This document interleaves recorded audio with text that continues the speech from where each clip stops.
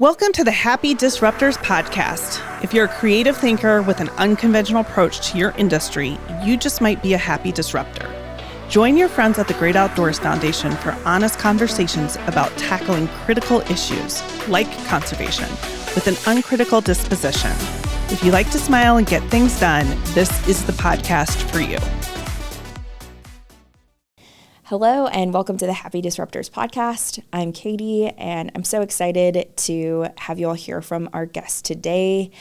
Before we jump in, I do just want to say a very special thank you to our partners at Community State Bank for sponsoring today's episode. Thank you, Community State Bank, for continuing to support the Great Outdoors Foundation and our work here in Iowa and beyond.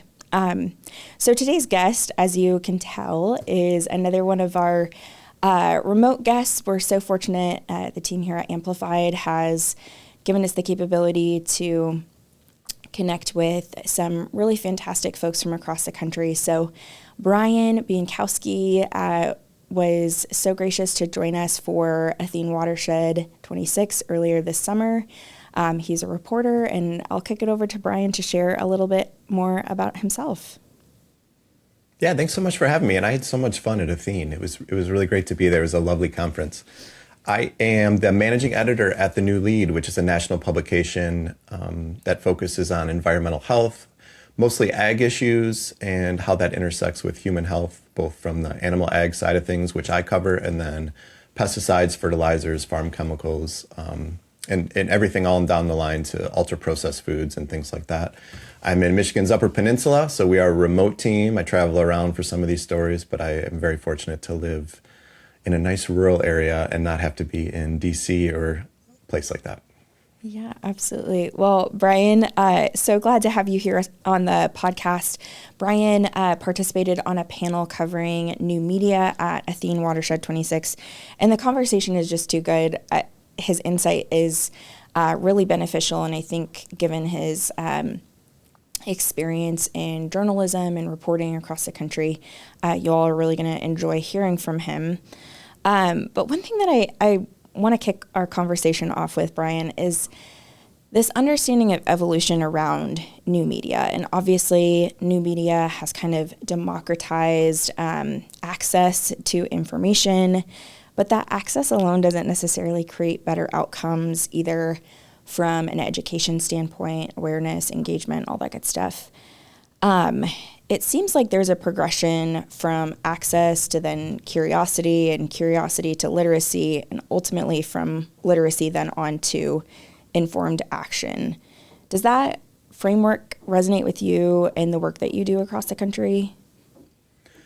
I think so. Yeah, I do. I think it's not always linear, right? I think sometimes you could take those, either curiosity and access, and you can kind of move them around. A couple issues that come to mind in the stuff that I cover that I think maybe haven't been that linear is when you think of data centers right now. I think kind of the activism is far out in front of the information we have about the impacts. I mean, I think there's very clear demonstrated impacts around water usage, energy usage.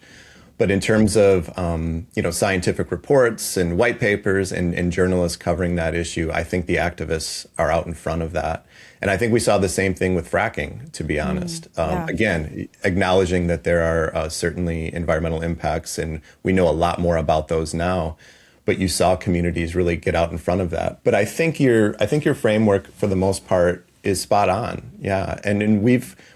I worked at Environmental Health News before The New Lead, and I can say over the past decade, one thing I've noticed in journalism that's changing is really thinking about our impact, at least the newsrooms that I've worked on. And when I first started, it was kind of an attitude of what's an important story we need to tell, let's tell it, and let's move on. We throw it on socials, cross our fingers that it catches. Yeah. And now a lot of the legwork to make sure that we're thinking about what the impact is going to be is built in the front end of the reporting. So thinking about what do we want people to do with this reporting? How can this push the issue forward?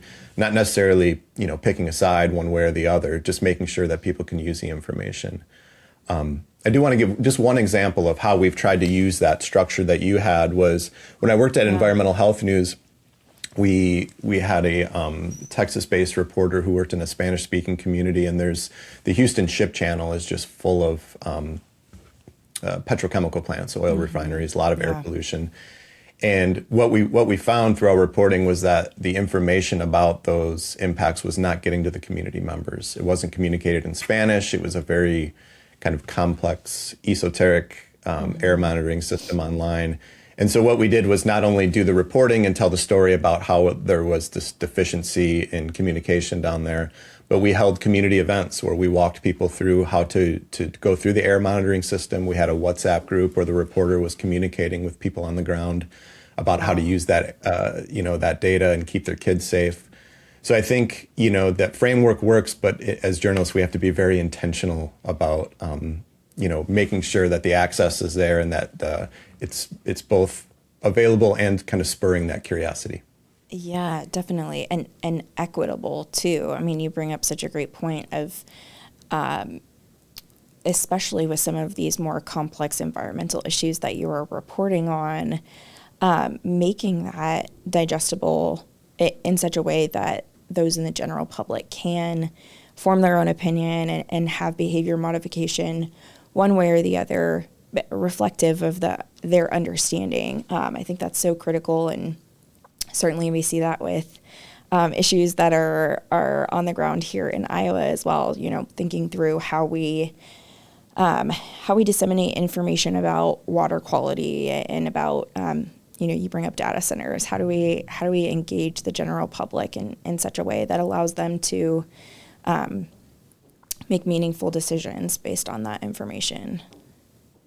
One thing I'm really, I've checked out your organization especially since a conference. I was aware of it, but I've done a little more digging. And one thing that I really admire, and it's hard in my profession, is kind of doing it through an optimistic lens, right?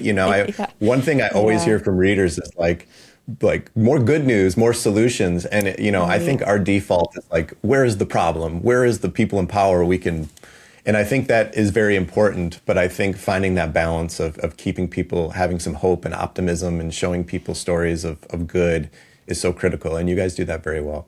Well, thank you. That's really kind of you, Brian. I think it's something that we wrestle with on a daily basis because it really is core to the organization and our values. And we believe, when you're tackling these really kind of complex, challenging, long-term issues, you've got to have a little bit of relentless optimism in you. Otherwise it can be, we were talking a little bit on offline before we started recording, and it can feel a little overwhelming at times. But it is a delicate balance of being honest and pragmatic while still clinging to that value or the ethos of optimism. That's where the podcast got its name. We are happy disruptors, and certainly sometimes you need angry disruptors too, but we just have found our place in the ecosystem is a little bit better with a smile. Yeah. So I'm curious, obviously you've had a long career reporting on these complex environmental and public health issues. What drew you to this in the first place? And what continues to keep you curious? Yeah, I had a marketing degree from Michigan State University, my undergraduate, and mind you, this was marketing before social media existed, so it's basically worthless at this point. It was, I'm 43, so I can't remember, in 2005 or something. Yeah. And it was, I really went into that. It was poor decision making on my end, so I really wanted to be a writer. Kind of like a lot of young men, it was like Hemingway and, Hunter S. Thompson. And I thought journalism was a way to do that. So I went to the Knight Center for Environmental Journalism at Michigan State University, which had, the name suggests, it's focused on the environment. And the really cool thing there was they had a built-in newsroom called Great Lakes Echo. So I covered, my first reporting job was covering the Great Lakes, which if you I grew up in Michigan, just north of Detroit. The Great Lakes surround our state. They play such a pivotal role in everything from drinking water to recreation, and just every time I see one, even now, I'm in awe of them. So to cover that, it just really kickstarted a passion for reporting, and I'm really grateful for my time there at Great Lakes Echo. And then I got a job in environmental health news covering, as we talked about, very kind of esoteric toxics, BPA and eventually PFAS and phthalates and all these very weird chemicals. And, I thought that was interesting work. It's really hard to connect it to people's lives. And I think it was a really good lesson in thinking about how can you take reporting that's very rooted in science and very complex, as you say, and find a way to apply it to people's lives. So I think it was a really good job for that. And I learned a lot.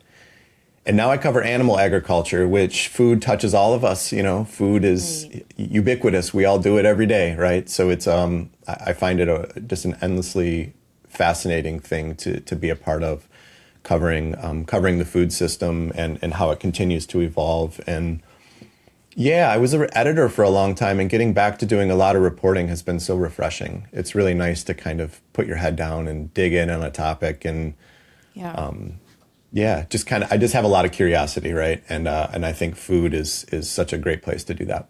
For sure. Yeah, I don't know if there's another topic that would touch as many lives in such a, just tangible, everyday kind of way. That's really neat. This kind of leads to my next question, Brian. Just within the span of your career, we've seen a huge change in how information is shared.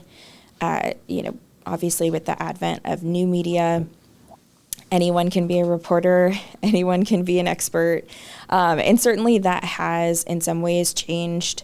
It's changed environmental reporting and access to information for the better and also for the worse. So I wonder, from your perspective, what are some of those pros and cons or trade-offs that we've seen with this influx of information? Sure, I have a lot of thoughts, but I'm curious, how do you get your news? So I primarily listen to kind of independent media podcasts, and then oftentimes I am then going to whatever their primary source is, when they're covering a story. So a lot of times that's AP or another more like mainstay media source. And certainly, like, I find myself being intrigued by content that I'm seeing on social media. So I'm an older millennial and I have never been on TikTok, but so I see all of the TikToks that come over to Instagram like 2 weeks later on Reels. And so that's often kind of the maybe the inciting incident where I'll come across a reel and I'm like, wow, that's really interesting. I want to know more about that, and then kind of dig into it from there.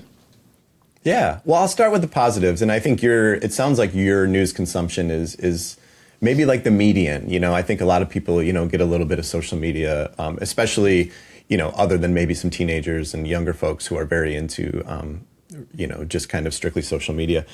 So on the positive side thing, I think access and a level playing field in most things is just good, right? Diversity of opinion, diversity of topics.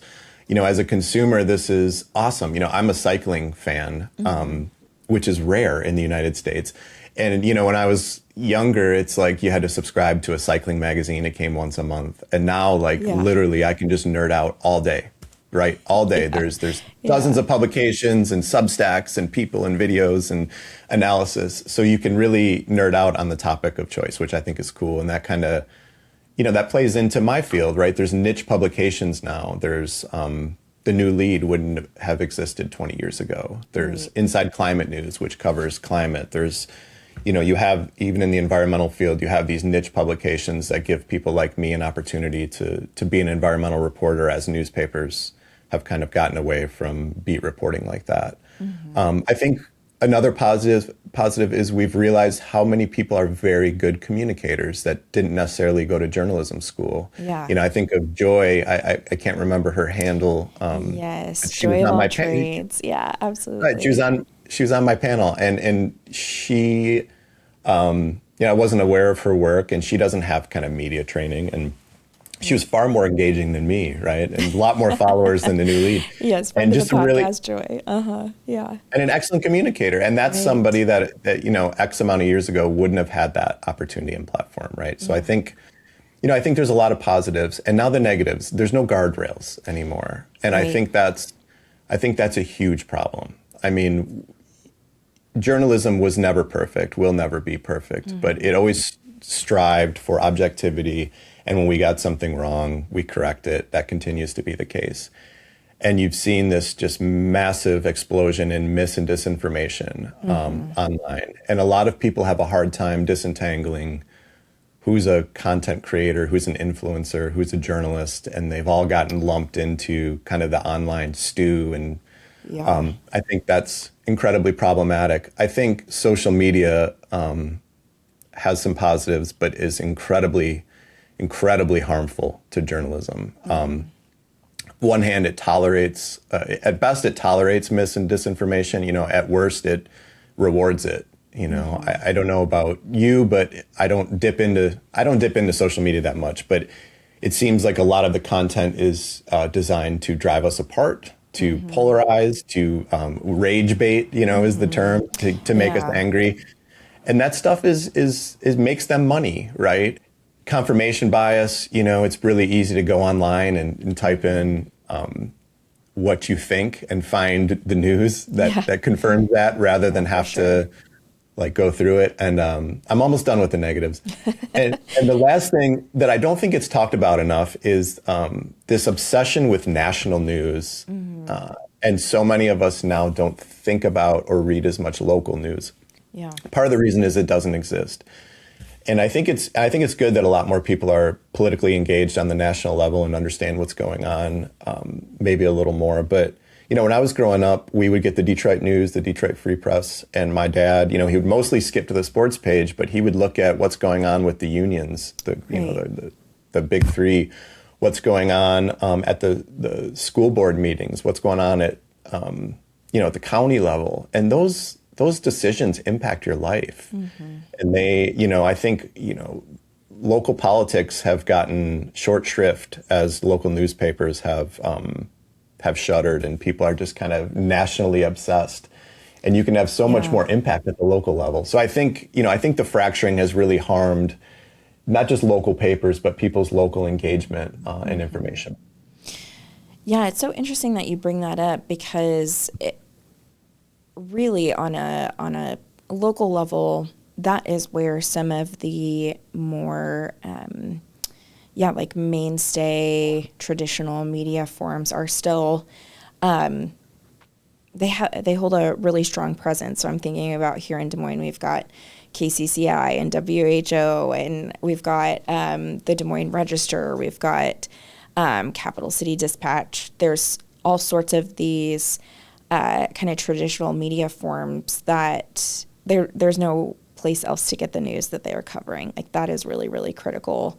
So it's interesting that this pull on national issues is so fragmented, because it seems like once we opened up Pandora's box, then we've got folks weighing in from all different angles, and certainly there's a different incentive structure there, right? When you think about why a newsroom at a local TV station or a local newspaper might move forward with a story, that's completely different than why an online content creator or even, an online journalist at a national level might be producing content. And I think that kind of goes back to that decision matrix or how you all are thinking about news, almost from a flip perspective of, okay, we know why we used to post these stories.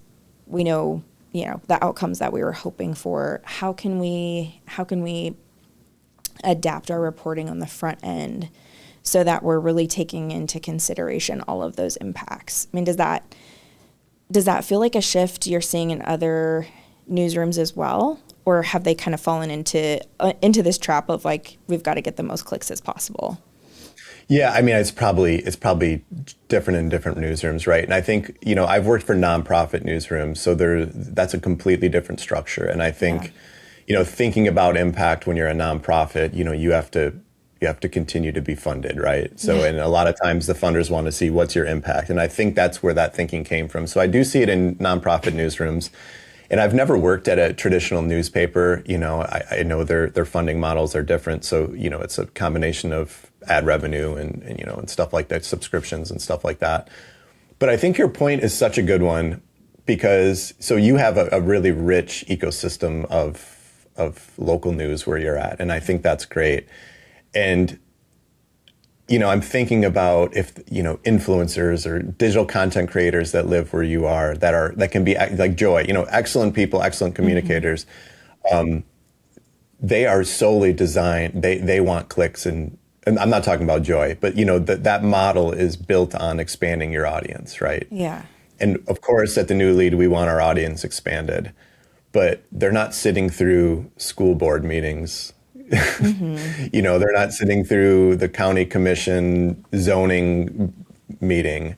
And I think, making that distinction and understanding that journalists serve a real critical purpose. And I think that's why funding has been so difficult, because we can't just think about what will get the most clicks. I mean, cat videos have more clicks than large scale year-long investigations that I've done. Yeah. So like that's a battle that has been lost, and that work still needs to be done. And I just hope people can recognize that and recognize the importance of having traditional journalism, and we can find a more sustained funding mechanism moving forward. Well, and it seems like there could be a symbiotic relationship there too, because one begets another. The work that journalists are doing on the ground are providing that primary source information to then others to disseminate. And I think that's one thing that I feel like is so helpful on maybe the environmental side or some of these more complex issues, because you've got someone now. This goes back into our trade-offs, but you do have someone who either through their experience or sort of through exposure, they are able to digest this information and share it in a way that is far more compelling and engaging than, if you were just coming across a singular headline and maybe culling multiple sources or maybe culling multiple considerations, so that, in this day and age where we have such a rigged attention economy, that we can have more engagement around some of these topics that just were not of interest probably 5 or 10 years ago. Yeah, I hope that journalists can fill that void and we don't have to rely on influencers, to be honest. I mean, yeah. I think it's great that people use news. I mean, if you look at any, most social media, I shouldn't say most. I think your point is good that a lot of times, like someone who has done the hard work of reporting, that's used and spider webs out into different aspects of content and it doesn't always get credited. And I just hope journalists can be better at connecting to their audiences. I'm never going to be an influencer. It's just not who I am. And so I struggle with that. But, I work with young interns. We have an intern right now from NYU who is so good at doing reels. She'll do some very good reporting, and then she'll do a 1.5-minute video that is not only interesting and boils the reporting down, but it's funny. I mean, it's really great stuff. Great, yeah. And so I just hope reporters can do that, because I just have my hackles get up when I think about having to rely on outside actors for the ongoing support of journalism, because again, for every Joy there's 10 bad actors. Right. And there's people who are using information in a way that's twisted, or whether it's trying to make money or trying to get influence or trying to push a political agenda. And journalists are, we get, our spidey sense goes up when folks are acting like that. So yeah, I hope it's a mix of people using the content and putting it out in a way that's good and accurate, and also journalists just becoming better at doing some of that work themselves.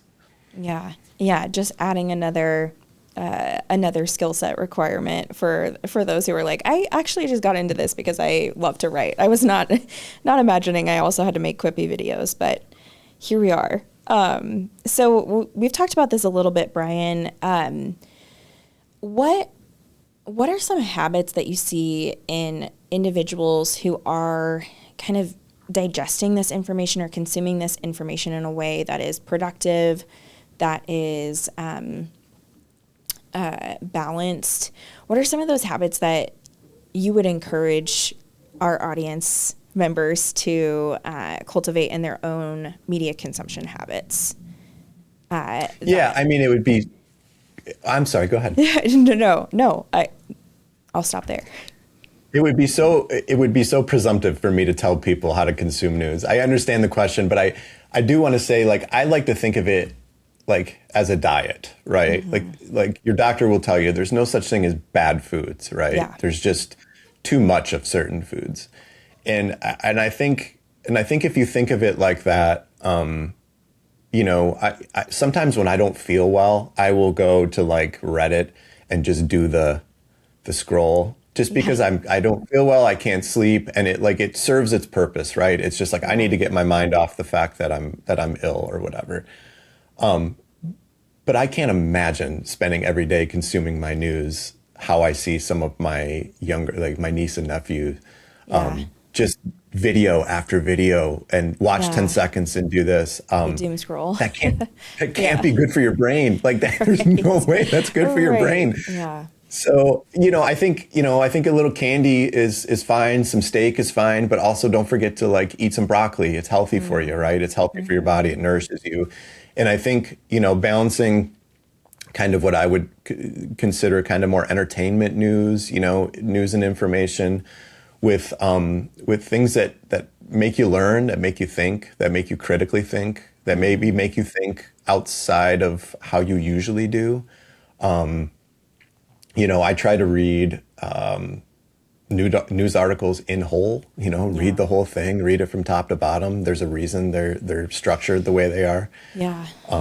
And I do think, again, I subscribe to the New York Times, and I think places like the New York Times, Washington Post to a lesser extent right now, the Wall Street Journal, those places are just, they have such a large infrastructure and are doing great national and international news. But I would just go back to the point of if you do have local media that's in your community doing the work, try to support them. Like I miss being in Metro Detroit and having the Free Press and the Detroit News and being able to kind of tap in what's going on. Why is that bridge out? Why is what's going on here? Yeah. And I think supporting that local news is, if you could find it in your heart, I think that's a really important way to balance out your news consumption. Yeah, definitely. I love that analogy is so spot on. It's not about restricting one thing or another. It's how do I bring all of these together so that I have a really like fulsome picture.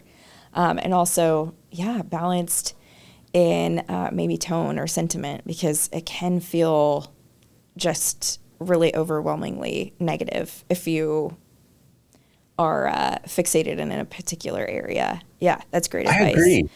So I've started, I listen to podcasts, love podcasts, and some of them are political in nature, not too much politics. But like I've backed off of those because I realize so much of the content is just like, my wife comes home and I'm like, did you hear that? Did you hear that? Yeah. And it's like, that is not a healthy way to be accessing and digesting information. Like, at least for me, again, I'm not telling other people what to do, but, and then I go to YouTube sometime, most of the time watching cycling videos. But inevitably, the algorithm will be something along the line. I can't believe the amount of content that exists where people are arguing. Mm-hmm. Like this is a thing, it's like this side got owned or this side dunked on this side. And it's like, I don't know. I just don't think that's healthy. Mm-hmm. And back to the local thing, I live in an area where there is a kind of a diversity of opinion politically and across the board. It's a tribal community. It's also very rural, very far from Michigan's large cities. And I will say, when I talk to people around here about local issues and what they care about, we agree on a heck of a lot more with one another than it seems like online. Yeah. And I think that's a reason to kind of retreat a little bit back into your local community, because I do think the polarization is less than the media suggests it is. Yeah, that's an excellent point. So good segue into this next question. Obviously, there's a lot of like hard data and science and, just factual like metrics that you were reporting on or kind of complex outcomes that you are reporting on, when you think about how you share the data, is it typically those numbers that grab people's attentions, or do you find that the stories, the individuals who are being impacted by those particular issues, that's where you see the most traction from your readership? Yeah, that's a good question. It's always hard to know, right? I mean, readers are such a big, diverse, it's a big, diverse group of people. I like to think of journalism kind of sitting in the center. We've talked a lot about kind of, influencer content folks. And then, on the other end of the spectrum, you kind of have kind of science, data gathering. And, it's kind of helpful to think of journalists of like sitting in the middle of that. Whereas somebody who's just kind of producing content is like, my neighbor said the water's polluted, right? With no, no data, right? Just like they're pissed and we're pissed. Yeah. And then the scientists are like, we found, X parts per million in this river watershed, but they don't, they don't talk to the people about how it's impacting their life. And that's the role that journalists can play, is taking some, using a data backbone and going out into the community and talking to people. How does this impact your life? How has it impacted your life? So I think the answer is kind of both. I always tell young reporters, like, start with a data backbone in your story and then build out from there. I think that's that's the easiest way to approach it as a journalist. You're in Iowa. We've done this in Iowa. You guys have some crazy numbers around agriculture, right? We do, yeah. Whether it's manure, pesticides, the number of corn farms or number of hog barns and stuff like that. So again, when I say, annually there's 100 million tons of manure or whatever in Iowa, like that sounds like a lot, but honestly, I don't really know, right? Is that fair? How is much that a lot, or is it sounds like a lot? So, putting that number into perspective, comparing it to other states, and then talking to people in those watersheds, and then extrapolating, manure has nitrates in it. Your state has really high rates of cancer. Could it be a culprit? Talking to people about cancer in their family. So, taking that one data point, like there's a lot of manure, or 2 data points, there's a lot of pesticides and fertilizers, and then extrapolating, how is this manifesting in watersheds? How does that water impact the people who's drinking it? I hope that answers your question. I mean, I think the answer is kind of a little bit of both. Yeah, absolutely. I like that you are the connective tissue on this like spectrum of information delivery. I appreciate that.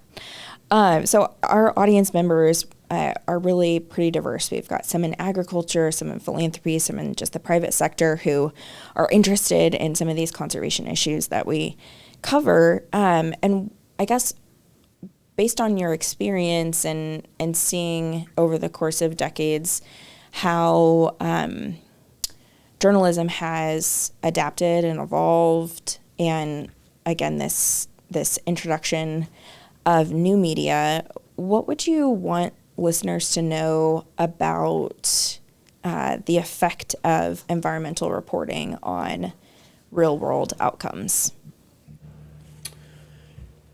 Yeah, I mean, I hope people can just start to recognize the impact that journalism has, the role it plays, a lot of the things we've talked about today. I like to think a lot of these issues as like a snowball. When you make a snowman, you start with a little snowball, and at some point somebody was the first person to write about PFAS, right? Yeah. To connect it to a community.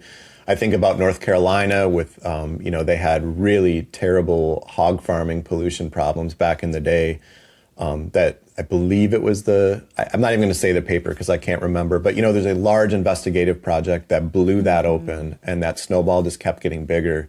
And it wasn't just journalists. Then scientists started studying the watersheds, and community activists and organizations like yours got involved and said, how can we do better conservation?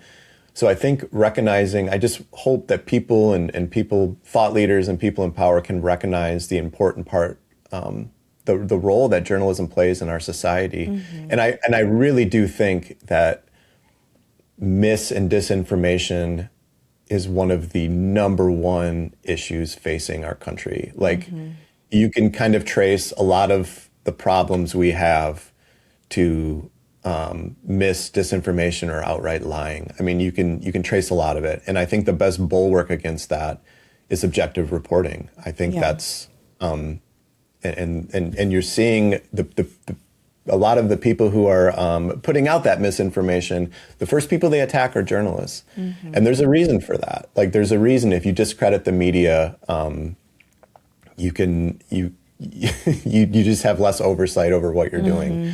There's a reason people in power attack the media. And I hope folks can recognize, the important role we play and continue to play. Mm-hmm. Yeah, it seems like there was a significant pendulum swing in terms of trust in establishments just in general, right? Not just legacy media, but also our government entities and those in power. And some of that was really necessary. Like, I think that at least in the United States, we went through this really significant reckoning, but probably to an extreme, I would say. And so as we are coming back to this hopefully more moderate position, just thinking through this critical role that journalism and the media plays, certainly in our structure of government, and not letting that, one of our most critical rights of freedom of speech and this free flowing of information throughout those who live in the United States, not taking that for granted, because it has served a really critical role in the development of the country over, the last 250 years.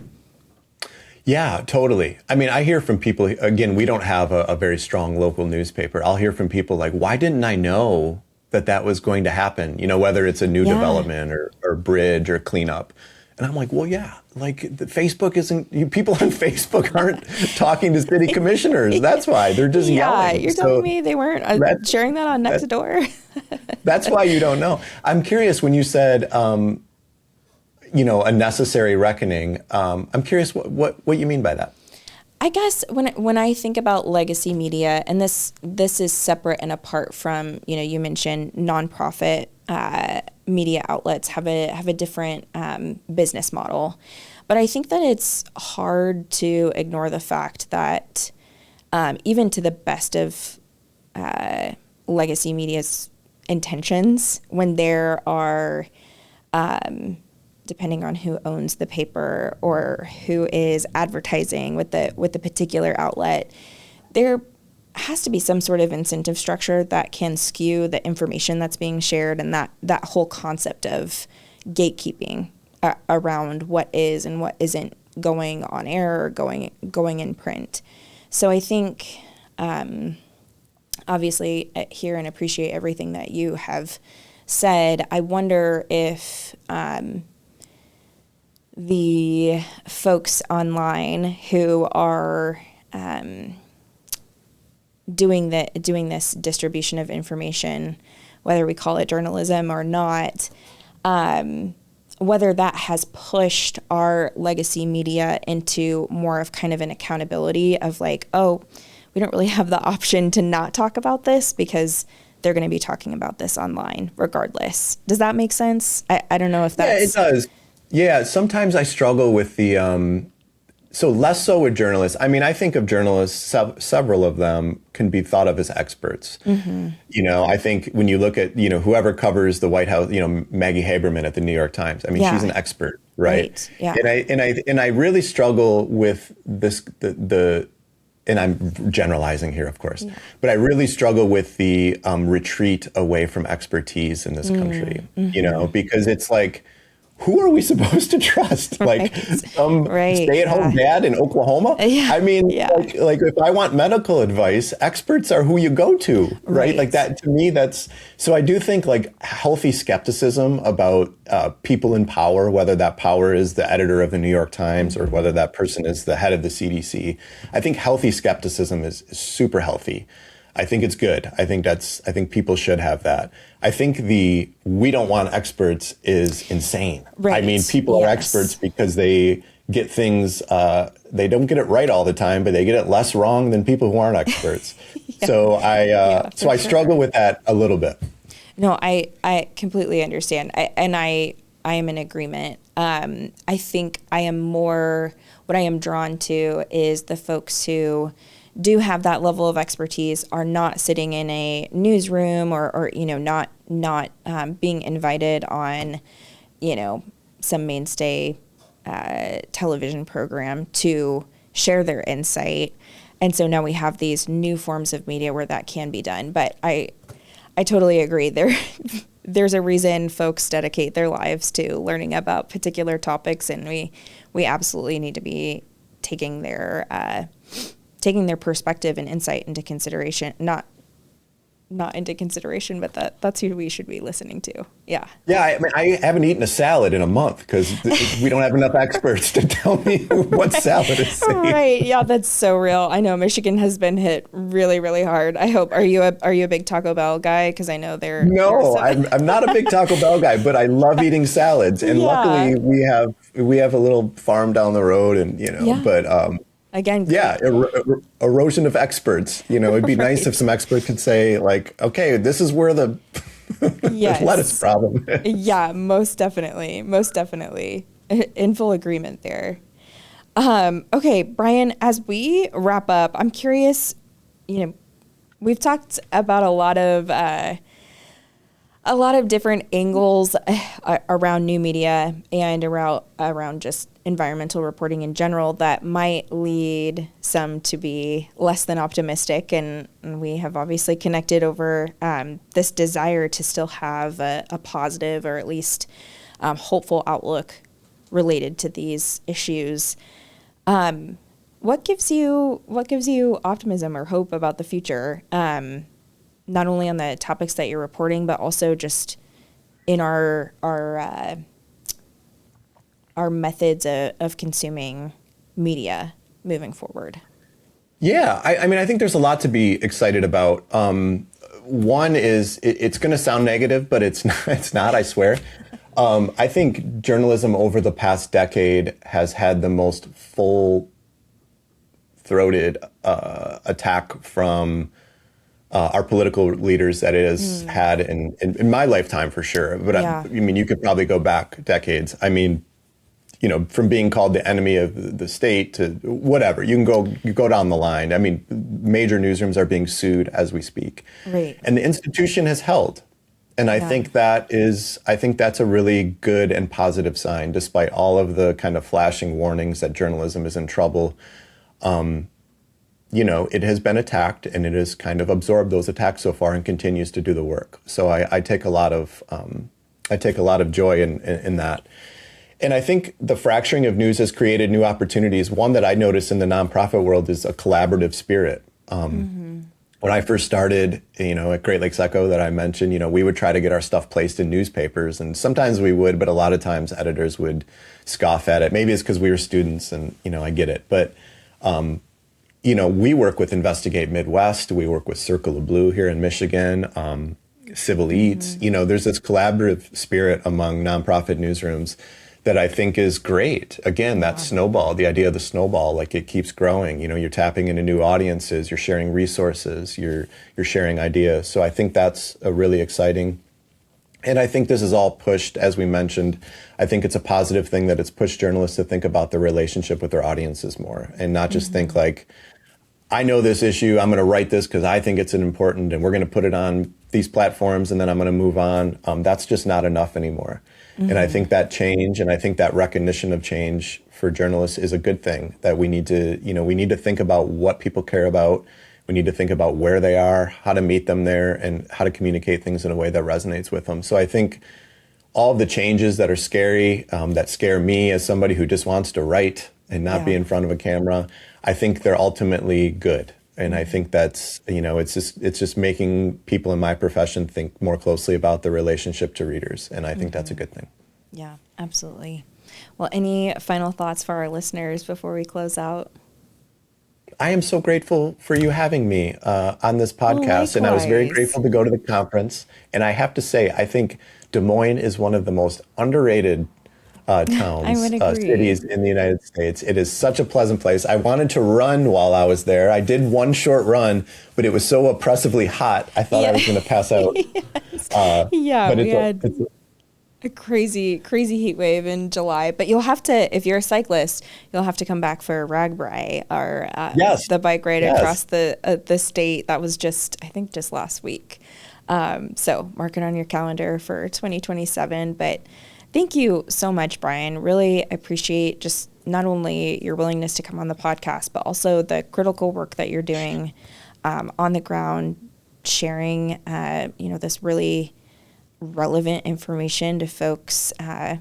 We talked earlier, food is something that impacts all of us. And so I can't really think of a more important issue to be covering in all forms of media right now. So thanks for all you do. Yeah, thank you so much. I appreciate it. Excellent. Well, listeners, we will see you back next week. Make sure to like and subscribe wherever you are listening, and follow Brian's work and the rest of the team at The New Lead. I think you guys are on are you on social platforms as well? Yes, find us on all the places. The New Lead is LEDE, like the old school newspaper lead. And we are really pushing our content on Substack. So please subscribe there, where you'll get videos and news and reels and all the good stuff. Fantastic. We'll see you back next week.